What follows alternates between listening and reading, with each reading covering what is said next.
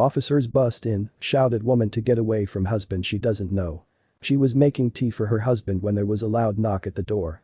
Thinking it might have been something to do with her crazy neighbor, she opened the door to see if she could help. But when 12 officers pushed past her and handcuffed her husband, she demanded an explanation.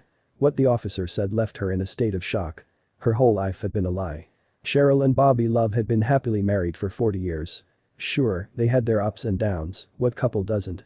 But Cheryl had missed something about her husband. His cagey behavior belied a dark secret, and his doting wife was about to find out who the man she had been sharing her life with really was. The couple met while working at the Baptist Medical Center in Brooklyn, New York. Cheryl was innocent, said Bobby in an interview years later.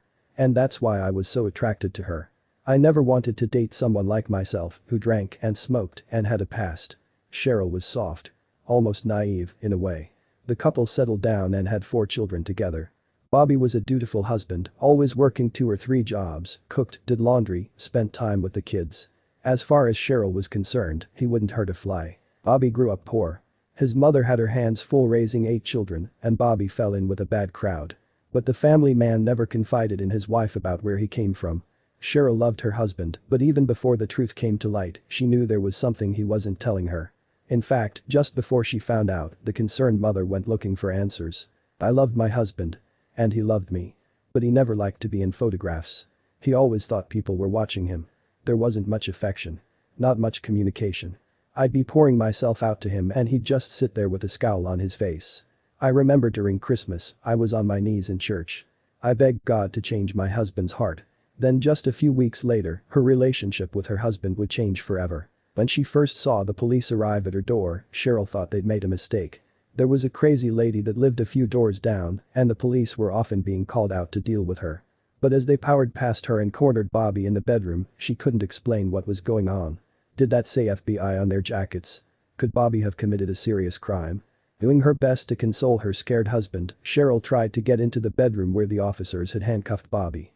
The officer kept saying, "Get back, get back. You don't know who this man is." The officers were right, she really didn't. And what she was about to find out would break her heart in 2. My world came crashing down, said Cheryl. Bobby's arrest was all over the papers. It seemed like the whole city was laughing at me. People at church would pull me aside and whisper, "You knew about this, right? You had to know." But I never knew. 40 years of marriage, 4 grown children, and I never knew. He didn't even have a criminal record. I screamed, "Bobby, what's going on? Did you kill somebody?" This goes way back, Cheryl. Back before I met you. Way back to North Carolina, confessed Bobby as the officers led him away. They had clearly been working on tracking Bobby down for a long time. "You've had a long run," said a cop, almost impressed with the amount of time he had evaded them. After 40 years, Bobby's secret was finally out. Bobby Love was really Walter Miller, a man who had been on the run from police since 1977 when he escaped from a prison bus in North Carolina. The convict had waited at the back of the bus until it stopped by a forest before making a run for it. Eventually, he started a new life in New York and forged a fresh identity. But while she couldn't believe what she was hearing, the fact her husband was a fugitive isn't what shook Cheryl the most. It's what he did that really flipped her world upside down. Bobby had been serving a 10-year sentence for bank robbery.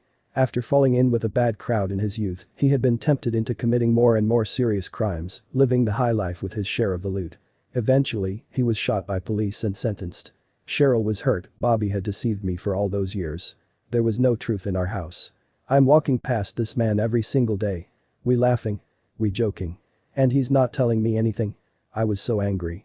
But this wasn't her final word on the matter. Bobby was sent back to North Carolina where, thanks to his wife's tireless campaigning, he served less than a year behind bars.